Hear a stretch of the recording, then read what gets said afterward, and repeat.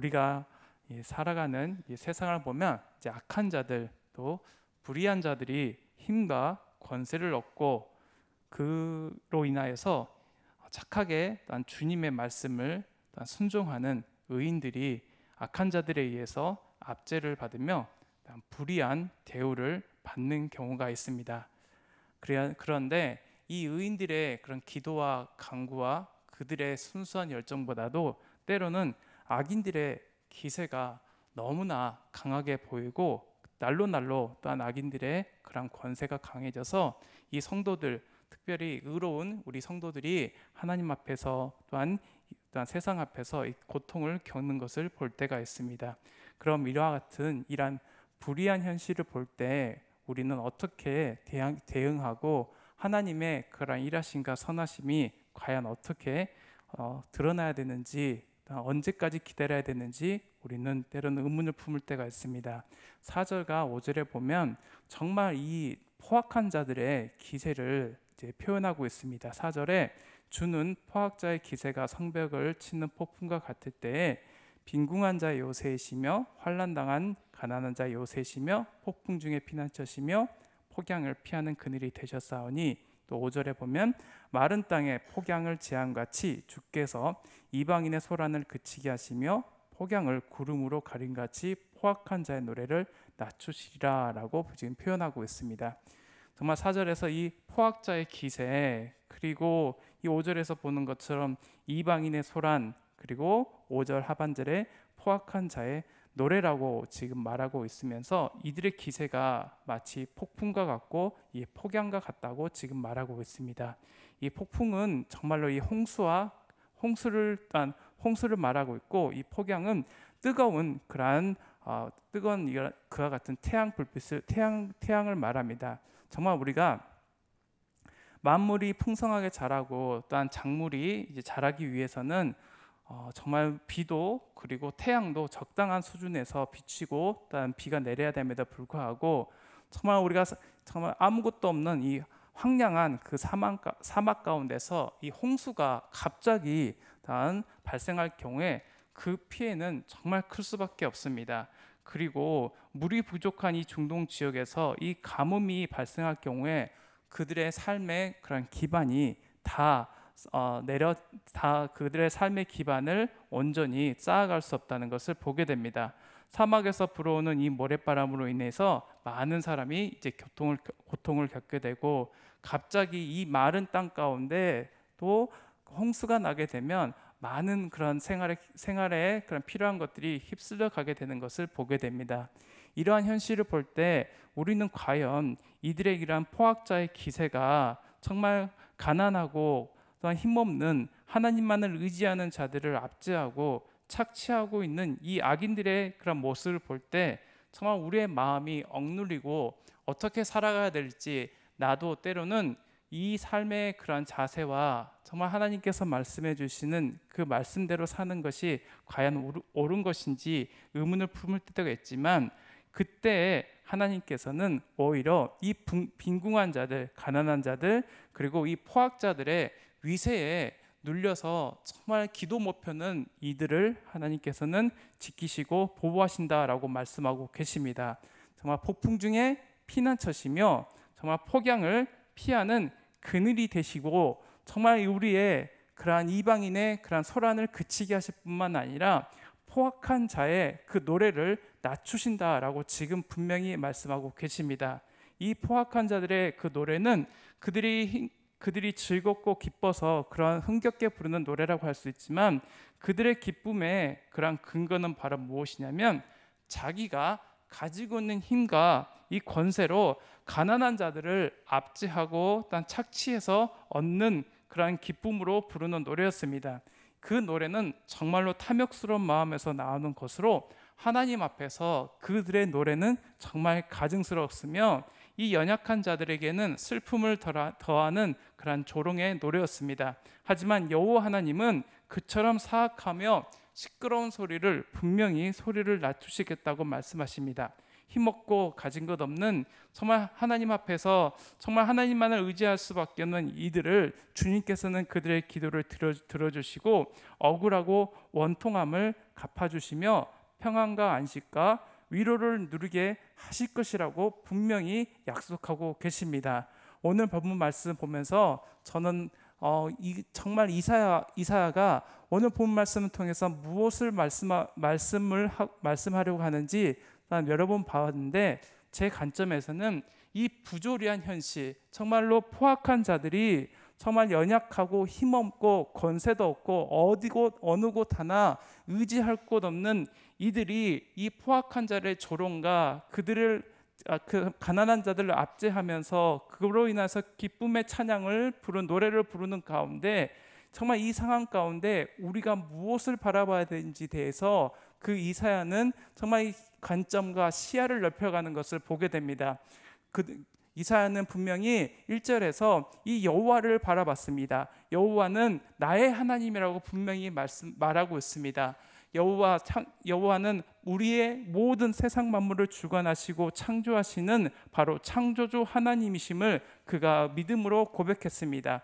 이 하나님이 나의 하나님이 되심으로 말미암아 내가 그 하나님과 친밀하고 그 하나님의 일하심을 온전히 알게 되는 인식의 깊이가 더해졌다라고 분명히 말하고 있습니다. 그리고 과거에 정말 이스라엘 역사 가운데 행하셨던 그 옛적에 행하신 그 온전한 기사와 기적과 이적을 그가 역사를 통해서 바라봤습니다.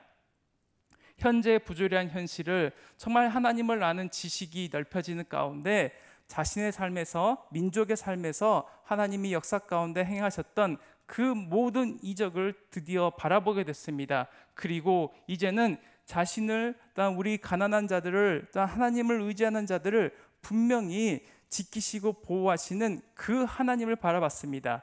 과거를 해석했고 현재의 어려움을 이제는 하나님이 도우시고 지키시고 보호하신다는 것을 바라봤고, 이제 마지막에는 앞으로 이 마지막 날에 여호와의 날에 이르렀을 때에 새 예루살렘에서 이 하나님이 결국 믿는 자들, 의인을 구원하시고 그 천국의 잔치를 베풀어 주심을 이사야는 분명히 바라보고 그것을 기록하고 있다는 것입니다. 따라서 우리에게 지금 있는 이 부조리한 현실에 정말 한탄하고 탄식을 하지만 그 가운데 이것에만 우리가 몰두할 것이 아니라 우리를 단 하나님의 자녀 삼아 주셨던 이 나의 하나님을 온전히 이제 알고 깨닫고 그 친밀한 관계에 있을 때 과거가 해석이 되고 현실의 문제 가운데 하나님의 보호하심과 인도하심을 바라볼 뿐만 아니라 앞으로 미래에 우리를 이끌어 가시고 또한 상 주시고 천국의 잔치를 베풀어 주실 그 하나님을 이사야는 본문 말씀에서 말하고 있다는 것입니다. 1절을 다시 한번 보겠습니다. 여호와여, 주는 나의 하나님이시라. 내가 주를 높이고 주의 이름을 찬송하리오니 주는 기사를 옛적에 정하신 뜻대로 성실함과 진실함으로 행하셨습니다. 이사야는 하나님을 나의 하나님이라고 분명히 고백하고 있습니다. 그 구원받은 성도, 그 하나님을 나의 것으로 이제 소유한 그 성도의 의인의 삶은 바로 누구와도 그런 관계 맺지 못한 그 친밀한 관계를 드디어 맺게 된다는 것입니다. 그래서 하나님을 바로 나의 하나님으로 1대1의 관계로 친밀하고 깊은 관계를 이제 맺게 됐다는 것입니다. 아브라함에게 하나님께서는 언약을 주셨습니다. 창세기 17장 7절 8절입니다. 내가 내 언약을 나와 너 및 내 대대 후손 사이에 세워서 영원한 언약을 삼고 너와 내 후손의 하나님이 되리라. 내가 너와 내 후손에게 내가 거류하는 이 땅 곧 가나안 온 땅을 주어 영원한 기업이 되게 하고 나는 그들이 하나님이 되리라라고 아브라함에게 하나님께서는 이 언약을 맺어 주셨는데, 그 아브라함과 맺으신 언약으로 인하여서 아브라함의 후손들은 바로 이 하나님을 자신의 하나님으로 분명히 이제는 그 친밀한 관계를 1대1의 관계를 맺게 된다는 것을 우리는 보게 됩니다. 그런데 이 1절에서 나의 하나님으로 고백했던 그 하나님이 이 9절에서 그날에 말하기를 이는 우리의 하나님이시라라는 고백으로 바뀌게 되는데, 정말 내가 만난 그 하나님이 나와의 그런 친밀한 관계 가운데 이제 이 공동체의 그런 하나님으로 공동체 가운데, 민족 가운데, 열방 가운데, 온 만민 가운데 하나님이 우리를 통해 이뤄가시는 그 구원의 역사를 이제 보게 됐다는 것입니다. 그러하면서 이 나의 하나님을 자신의 하나님을 나의 하나님으로 만났을 뿐만 아니라 여호와이신 여호와 하나님은 바로 언약을 세우시고 그 언약을 성실하게 이행하시는 그 하나님으로 그가 이제 보게 됐다는 것입니다.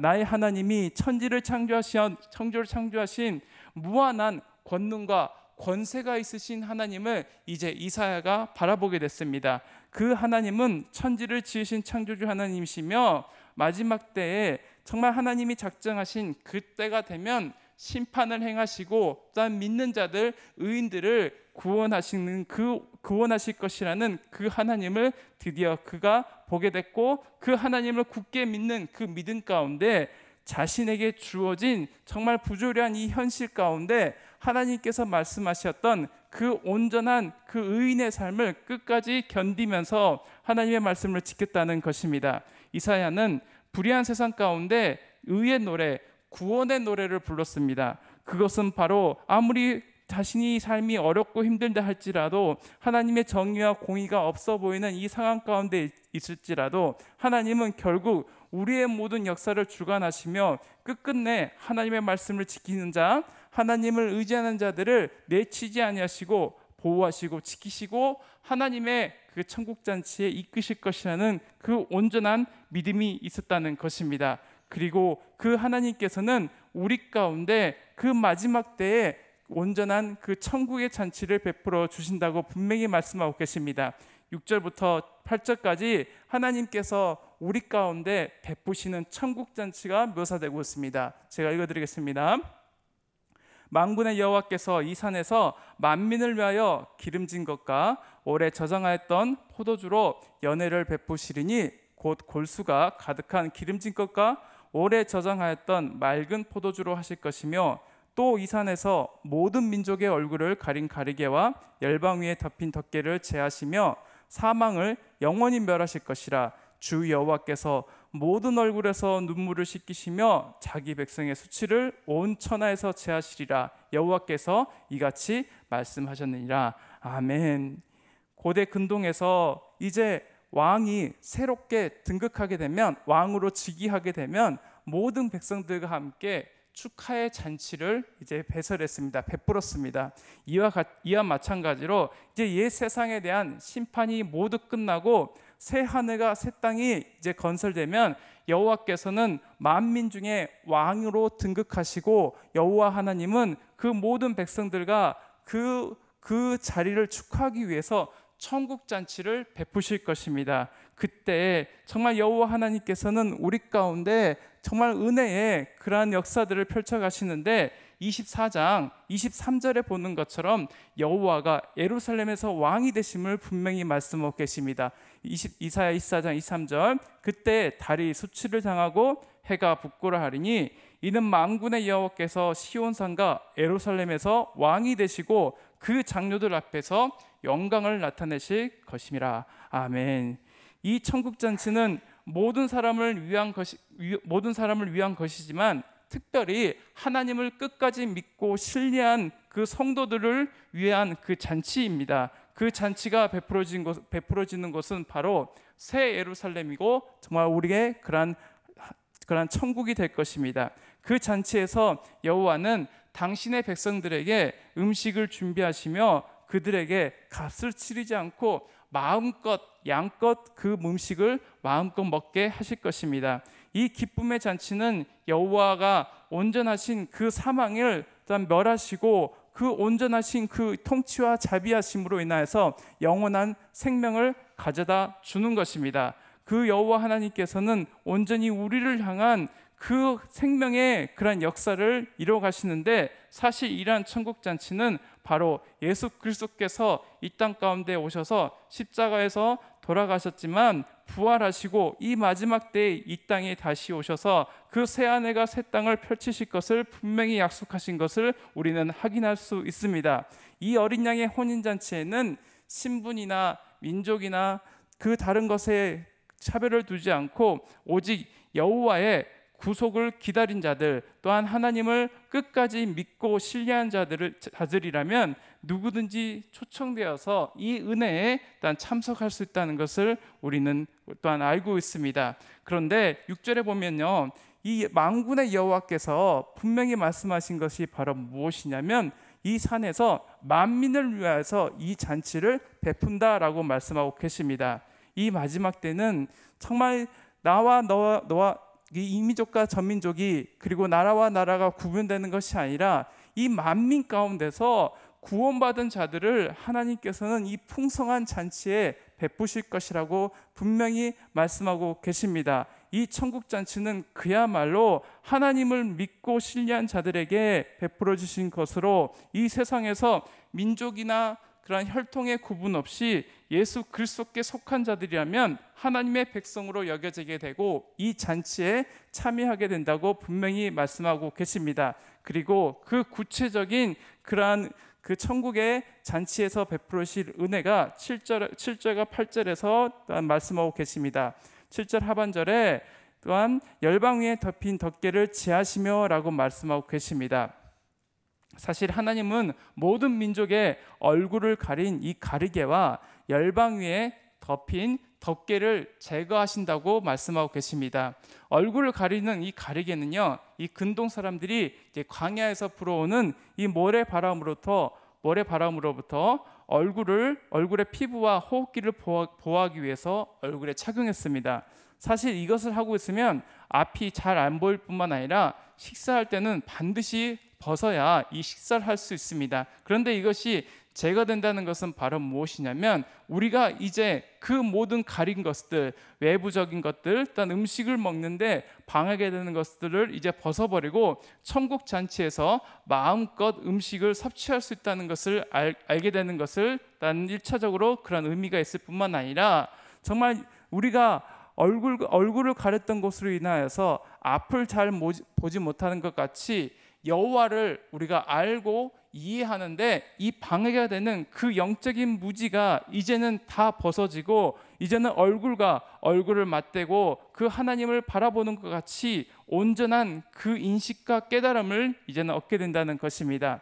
그야말로 어떠한 장애물도 가림막도 없는 그 상태에서 여호와 하나님을 일단 보게 되고 만나게 되고 알게 된다는 것을 우리는 보게 됩니다. 하나님과 자녀 사이를 가로막는 어떠한 장애물도 이제 완전히 제거되는 것으로서 예수 그리스도께서 십자가에서 돌아가시는 말미암아 이제는 하나님 앞에 우리가 담대함과 확신을 가지고 나아갈 수 있는 그러한 온전한 통로를 우리 가운데 허락하여 주셨습니다. 마태복음 27장 51절, 이에 성소 휘장이 위로부터 아래까지 찢어져 둘이 되고 땅이 진동하며 바위가 터지고, 히브리서 10장 19절 20절, 그러므로 형제들아 우리가 예수의 피를 힘입어 성소에 들어갈 담력을 얻었나니 그 길은 우리를 위하여 휘장 가운데로 열어놓으신 새로운 살 길이요 휘장은 곧 그의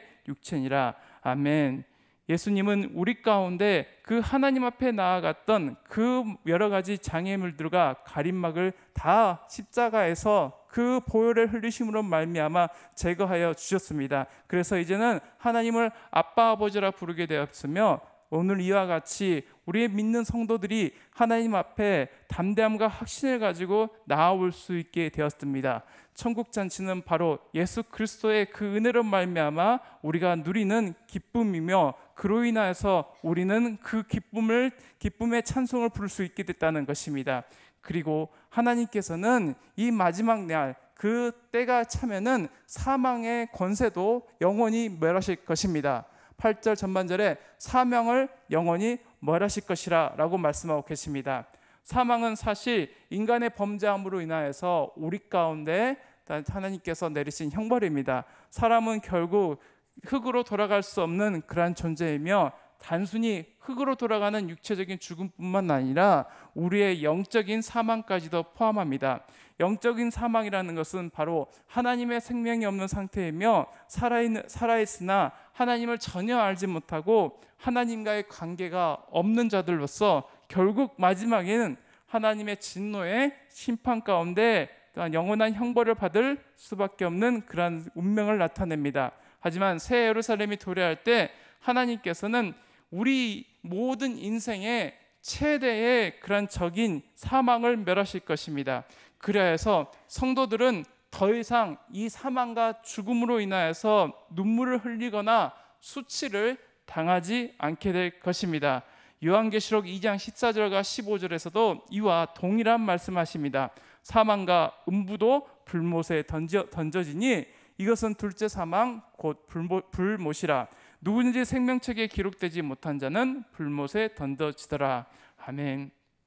이사야서 25장 8절과 요한계시록 2장 14절의 말씀이 또한 말씀하시는 것처럼 이 성도들은 하나님께서 택하신 이 하나님의 자녀들은 결국 새 예루살렘에서 주님이 작정하신 그때가 되면 이 사망을 극복하고 영원한 삶을 누리게 될 것입니다. 그로 인해서 우리도 그 생명과 부활의 능력으로 오늘을 살아가는 우리 모든 이 성도들도 예수님의 그 부활의 권능으로 오늘을 살아갈 수 있다는 것입니다. 그래서 사망의 권세, 어둠의 그런 권세를 두려워할 것이 아니라 예수님께서 그것을 모두 정복하시고 그 부활의 능력으로 사신 것 같이 이제 우리는 그 생명의 빛을 따라가고 부활하신 그 예수님의 능력으로 오늘의 그러한 죽음과 죄의 문제에서 회복되어서 이 영원한 생명 또한 완전한 생명 가운데 주님과 동행하는 삶을 살게 될 것입니다.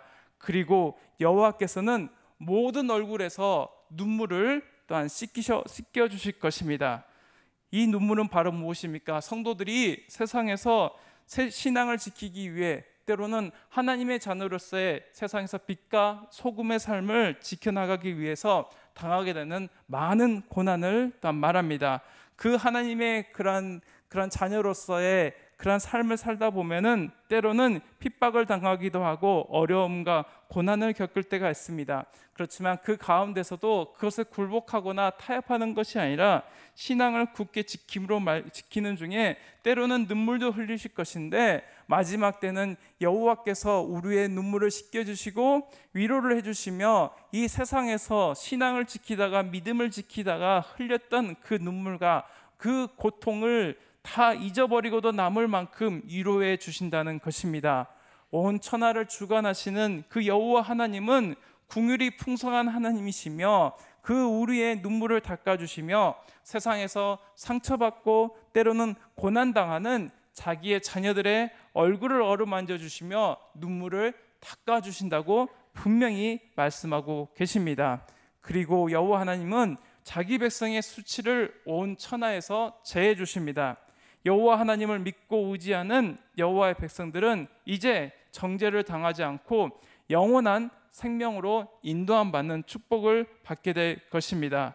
여호와 하나님을 믿고 또한 여호와 하나님을 그 자신의 아버지 삼고 그 온전하신 그 삶을 사는 그 하나님의 백성들 가운데는 이제 정죄를 당하지 않고 영원한 생명으로 인도하게 됐으며 영원한 형벌을 당하지 않게 됐다고 분명히 말씀하고 계십니다. 이와 같은 여호와 하나님이 우리를 구원하시고 인도하시는 그 온전한 삶을 바라보게 될 때 이제 그것을 나만 누리는 것이 아니라 그 하나님이 바로 우리가 그 하나님에 대한 온전한 소망과 기쁨으로 인하여서 공동체가 또한 모든 교회들이 한 마음과 한 뜻이 되어 천국 잔치에 참여하고 그 찬양을 부르게 된다고 분명히 말씀하고 계십니다.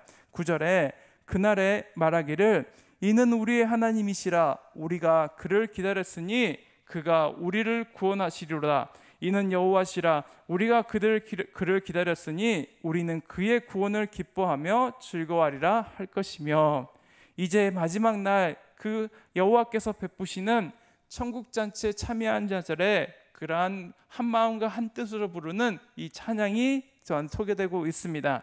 세상에서의 그런 억압받고 또한 여러 가지 어려움을 겪고 있는 자들이 이 마지막 날, 그날에는 여호와 하나님께서 함께 하시는 그 날에는 인생이 역전되고 운명이 역전되는데, 그것은 바로 여호와 하나님에 대해서 신실하게 그 믿음을 지킨 자들이 이제 그 모든 고난과 아픔을 다 위로해 주시고 다 씻겨 주시고 그 영원한 그 삶으로, 그 생명의 삶으로 구원해 주신 것을 분명히 말씀하고 계십니다. 따라서 우리 믿는 성도들은 지금 현실 가운데 정말 그런 어렵고 힘든 가운데 정말 우리를 압제하고 정말 우리를 어렵게 하는 이 포악자들의 기세가 너무나 우리를 어렵게 한다 할지라도 마지막까지 그 온전한 믿음을 지킨 자들에 대한 상급을 우리는 보게 됩니다. 이사야는 평안한 중에 이와 같이 구절과 같은 그 공동체의 찬양을, 그 8절 같이 구절과 같이 그 온전하신 구원의 노래를 말하는 것이 아니라, 이 어렵고 힘든 가운데 악인들의 기세가 너무나 강하고 있는 그 상황 가운데 성도들, 특별히 의인들이 고통을 겪는 가운데 여호와 하나님을 바라보고 그 공동체 가운데 하나님께서 마지막 날에 우리를 향한 그 구원을 바라보면서 함께 노래를 불렀던 것입니다.